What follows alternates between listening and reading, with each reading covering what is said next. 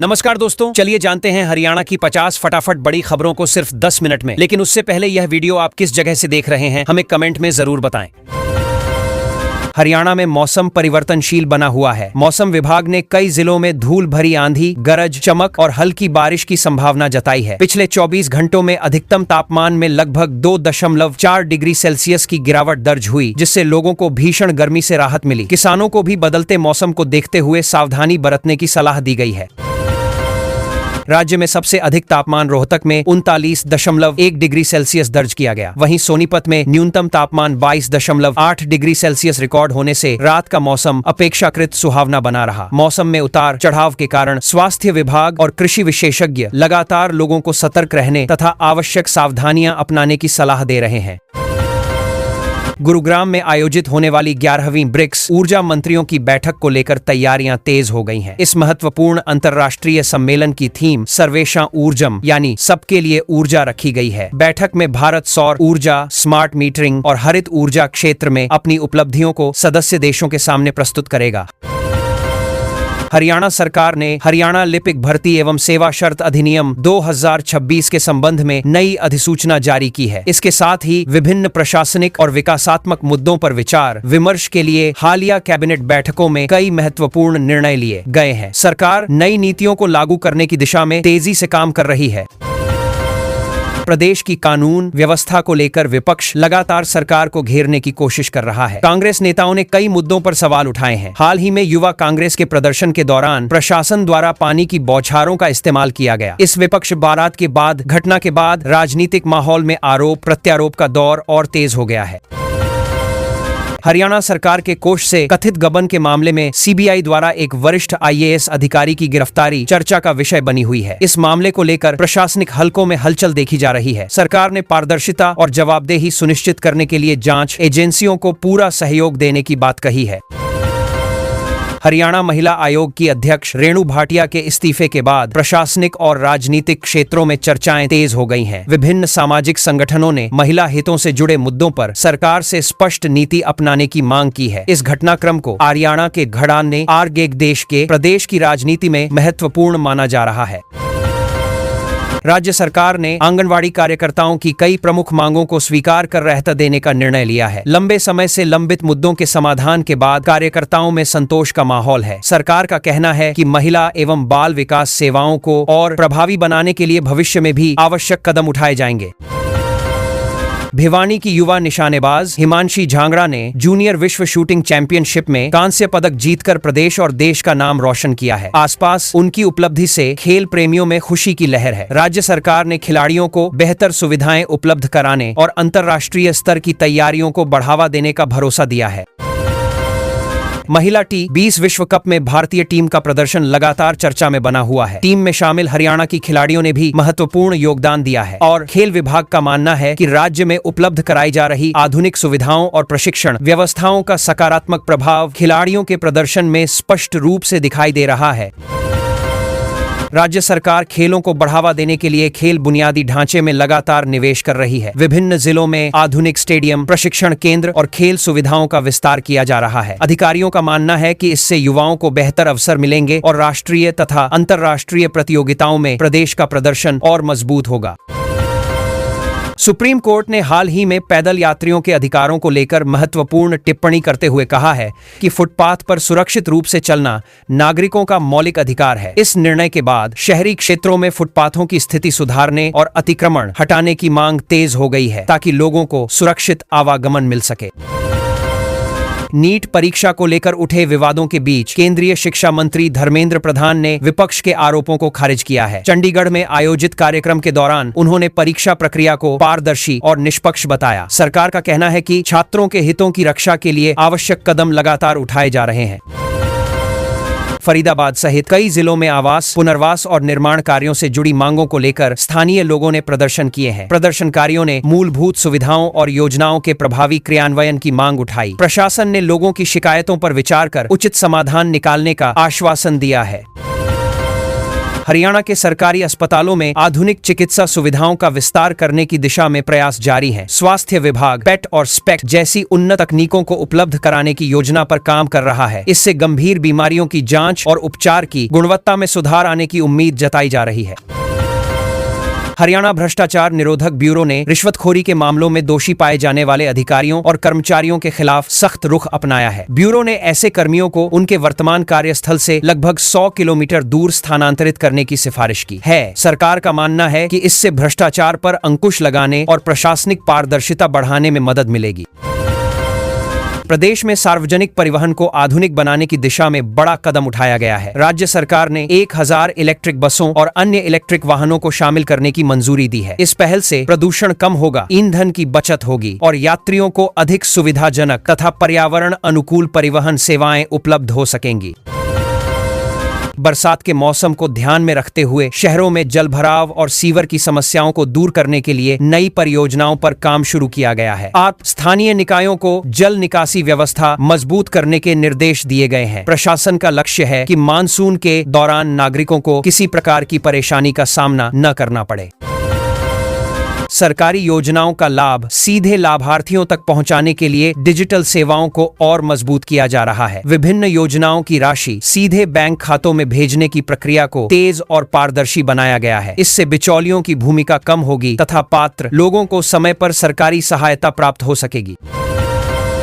श्रम विभाग ने नए लेबर कोड नियमों के संबंध में दिशा निर्देश जारी किए हैं। विभाग का उद्देश्य श्रमिकों के अधिकारों की रक्षा करना और उद्योगों में श्रम कानूनों का प्रभावी अनुपालन सुनिश्चित करना है। अधिकारियों को नियमों के पालन की निगरानी करने और श्रमिकों को जागरूक करने के निर्देश भी दिए गए हैं।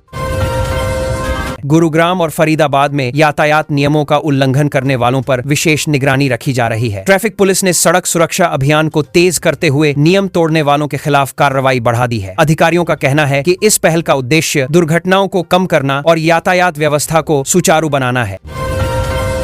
आगामी मानसून सत्र को देखते हुए राज्य भर में बड़े पैमाने पर वृक्षारोपण अभियान की तैयारी की जा रही है। वन विभाग और स्थानीय प्रशासन ने विभिन्न क्षेत्रों में पौधे लगाने की योजना बनाई है। सरकार का लक्ष्य हरित आवरण बढ़ाना, पर्यावरण संरक्षण को प्रोत्साहित करना और लोगों को प्रकृति के प्रति जागरूक बनाना है।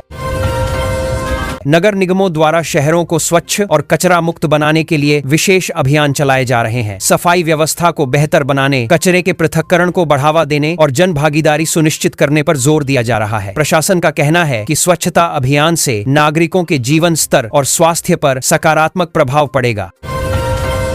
आयुष्मान कार्ड धारकों को निर्बाध स्वास्थ्य सेवाएं उपलब्ध कराने के लिए स्वास्थ्य विभाग ने सभी संबंधित संस्थानों को आवश्यक निर्देश जारी किए हैं। सरकार यह सुनिश्चित करना चाहती है कि पात्र लाभार्थियों को बिना किसी बाधा के इलाज की सुविधा मिलती रहे। इसके लिए अस्पतालों की नियमित निगरानी भी की जा रही है।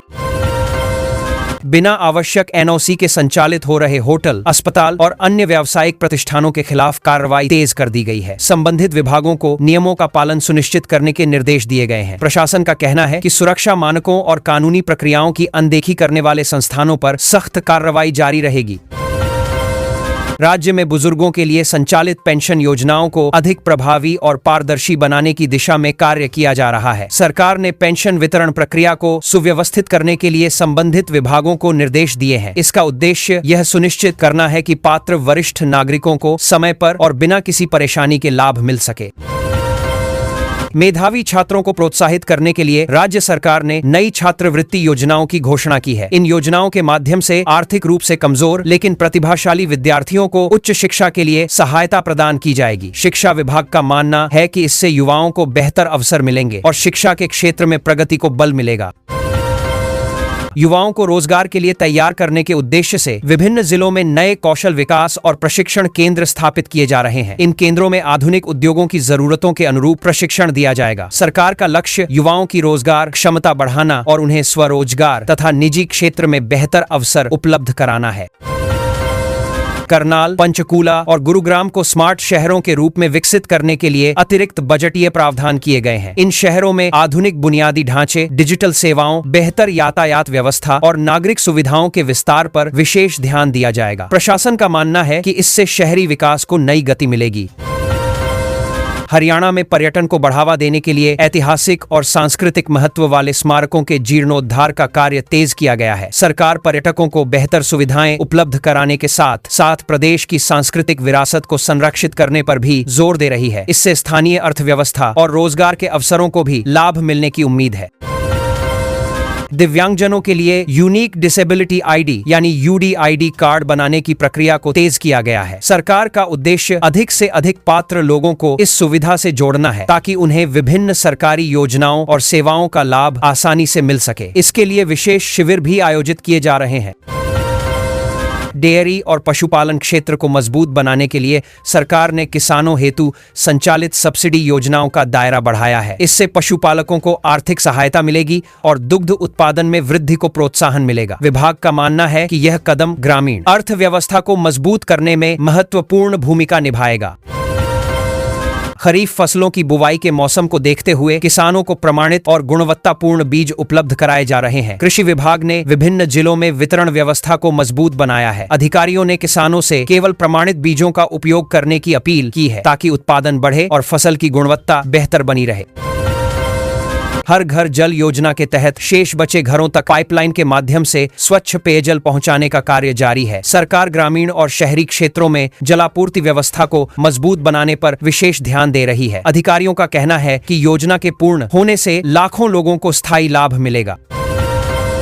सरकारी कार्यालयों में लंबित फाइलों की संख्या कम करने और कामकाज को तेज बनाने के लिए ई ऑफिस प्रणाली को अनिवार्य किया गया है। डिजिटल व्यवस्था के माध्यम से फाइलों की निगरानी और निस्तारण अधिक पारदर्शी होगा। सरकार का मानना है कि इससे प्रशासनिक दक्षता बढ़ेगी और नागरिकों को सेवाएं समय पर मिल सकेंगी। राज्य सरकार लोक कलाकारों और पारंपरिक सांस्कृतिक धरोहर को बढ़ावा देने के लिए विभिन्न सांस्कृतिक उत्सवों का आयोजन कर रही है। इन कार्यक्रमों के माध्यम से कलाकारों को अपनी प्रतिभा दिखाने का अवसर मिलेगा। सरकार का मानना है कि इससे हरियाणा की समृद्ध लोक संस्कृति को नई पहचान मिलेगी और युवाओं में सांस्कृतिक जागरूकता भी बढ़ेगी। किसानों और व्यापारियों की सुविधा के लिए मंडियों में फसलों के सरकारी खरीद मूल्य तथा बाजार दरों की जानकारी ऑनलाइन उपलब्ध कराई जा रही है। डिजिटल व्यवस्था के माध्यम से किसान घर बैठे आवश्यक जानकारी प्राप्त कर सकेंगे। इससे पारदर्शिता बढ़ेगी, फसलों की बिक्री से संबंधित निर्णय लेने में किसानों को सुविधा होगी।